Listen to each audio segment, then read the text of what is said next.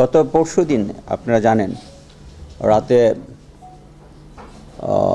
মোজাম্মেল সাহেবের বাড়িতে যখন ছাত্র জনতা ওদিকে গেল, তাদের বাড়িতে দুর্বৃত্তরা ছাত্রদের উপর হামলা করেছে, ছাত্রদেরকে ক্রিটিক্যালি ইনজুর করেছে, 17 জনকে আহত করেছে, যাদের মধ্যে মৃত্যুর সাথে পাঞ্জা লড়ছে অনেকে।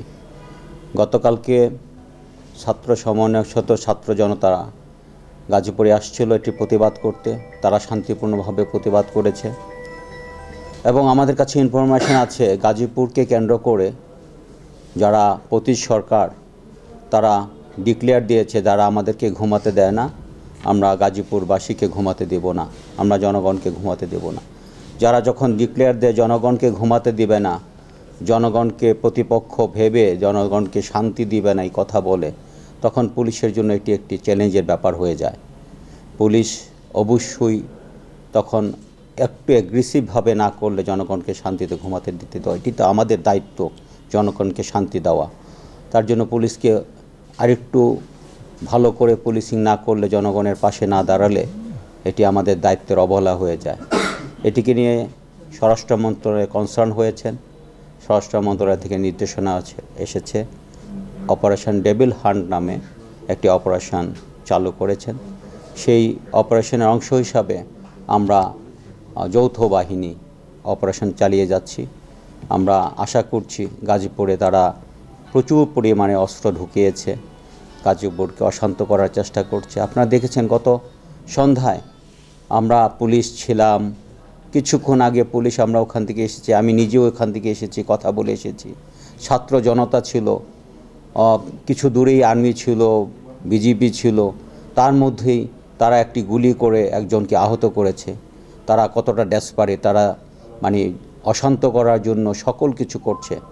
আমরা মনে করি তাদেরকে যে কোনোভাবে এই দুর্বৃত্তকারীদেরকে অবশ্যই নিয়ন্ত্রণ আনতে হবে।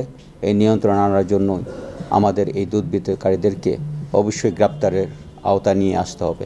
আসলে আমরা তো কোনো রাজনৈতিক দলের বিরুদ্ধে যুদ্ধ কখনো ঘোষণা করি না।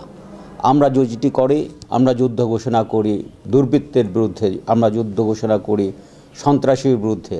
আমরা যারা সন্ত্রাসীভাবে ডিক্লেয়ার দেয় জনগণকে ঘুমাতে দেবে না, ওরা যদি মরতে পারে আমরা কেন মরতে পারবো না, তারা যখন হুমকি দেয়, তারা মৃত্যুর হুমকি দেয়, জনগণকে না ঘুমানোর হুমকি দেয়, আমরা তাদের বিরুদ্ধেই আমরা অভিযান চালাতে চাই।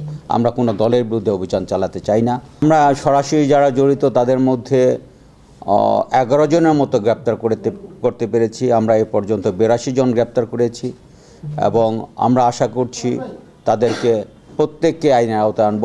যারা হুমকি দেয় আমরা জনগণকে ঘুমাতে দেব না, যারা হুমকি দেয় আমরা দেশকে শান্ত থাকতে দিব না, এটি তো বুঝেই যায় কারা এটি করছে। আমরা তাদেরকে চিহ্নিত করছি, অবশ্যই তাদেরকে আমরা আইনের আওতায় আনব। আমাদের এই পর্যন্ত এই ঘটনা নিয়ে 2টি মামলা হয়েছে। একটি মামলা হয়েছে ছাত্রদেরকে যখন বাদী হয়ে মামলা করেছে, যাদেরকে 17 জনকে আহত করেছে, ওইটির একটি মামলা হয়েছে। আরেকটি মামলা হয়েছে গুলি ঘটনাকে কেন্দ্র করে। গাজীপুরের আপনার যে একটা পরিস্থিতি সৃষ্টি হয়েছিল, সে প্রেক্ষিতে সরকারের তরফ থেকে একটা অভিযান চালনা করার ডিক্লারেশন এসেছে, অপারেশন ডেভিল হান্ট। সেটা গতকালকে থেকে শুরু হয়েছে এবং গত রাতে আমাদের এই অপারেশন ডেভিল হান্টের অভিযানে গাজীপুর জেলা পুলিশ, গাজীপুর জেলার 5টি থানার মাধ্যমে আমরা 40 জনকে গ্রেফতার করেছি। এর মধ্যে আপনার সবচেয়ে বেশি গ্রেফতার হয়েছে আমাদের শ্রীপুর থানায় 11 জন, তারপর আপনার আমার কাপাসিয়াতে আছে 10 জন, এভাবে সর্বমোট 40 জনকে আমরা গ্রেফতার করেছি। যে গাজীপুরেও আপনারা দেখতে পেয়েছেন যে বিভিন্ন অস্থিতিশীল পরিস্থিতি সৃষ্টির জন্য অনেকে আপনার বিভিন্নভাবে পায়তারা করছে, বা বিভিন্ন পরিস্থিতি ঘোলাটে করার জন্য অনেকে আপনার বিভিন্ন পরিস্থিতি সৃষ্টি করার জন্য অপচেষ্টা করে যাচ্ছে। কোথাও কোথাও আপনার কর্মসূচির নামে তারা নিষিদ্ধ সংগঠনের লিফলেট বিতরণ করছে। তো এইসব কিছু প্রতি দেশে আপনার এইসব নিয়ন্ত্রণের জন্য আমাদের সরকার, সবাই জানেন সেটা, যে সরকারের তরফ থেকে যে আপনার অপারেশন ডেভিল হান্টের ঘোষণা দেওয়া হয়েছে, সেই ঘোষণার অংশ হিসেবে আমাদের অপারেশন পরিচালনা হচ্ছে।